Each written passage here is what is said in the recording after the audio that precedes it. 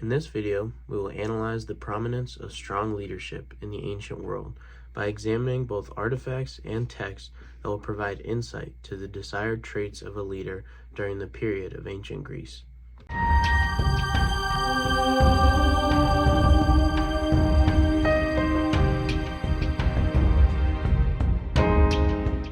The Cyrus cylinder serves as a salient part of Persian, Jewish, Babylonian, and even U.S. history. This ancient artifact was sculpted and buried in 539 BC, shortly following the liberation of the Jewish people led by Cyrus from the Kingdom of Babylonia.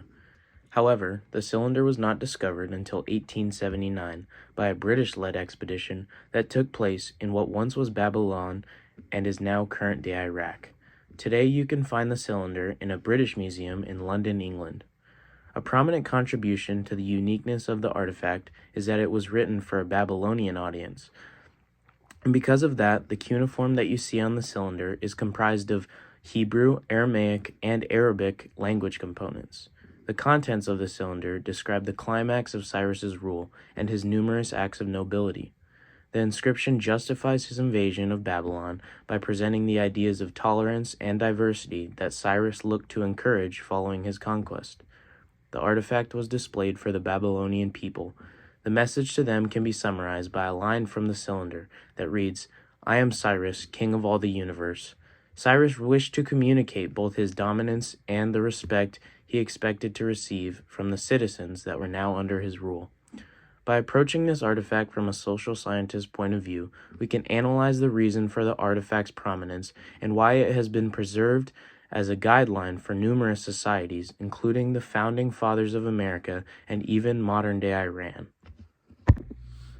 In accordance with what is written on the Cyrus cylinder, an ancient Greek military leader and philosopher by the name of Xenophon wrote a text named The Education of Cyrus. This text served as what some would call a handbook for effective leadership. Using Cyrus's life experience as examples, the text taught its audience the ways of Cyrus and praised him throughout the text.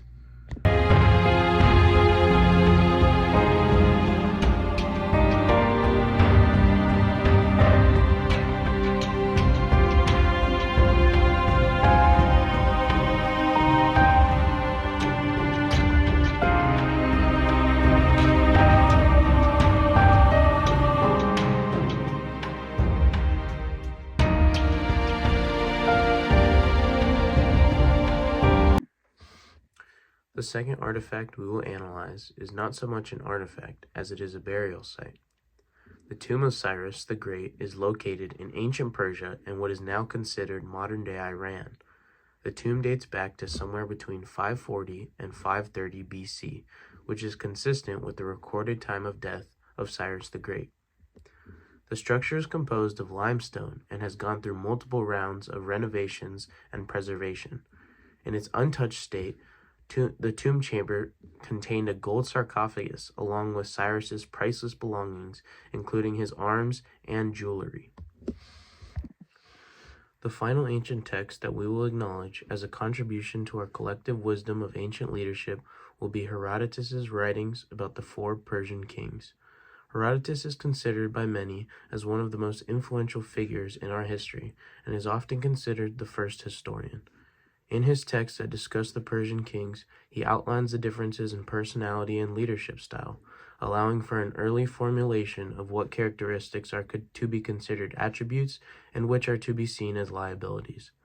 Addressing these remnants of ancient leadership from a humanist perspective enables us to connect the themes of leadership with larger forms of theory and culture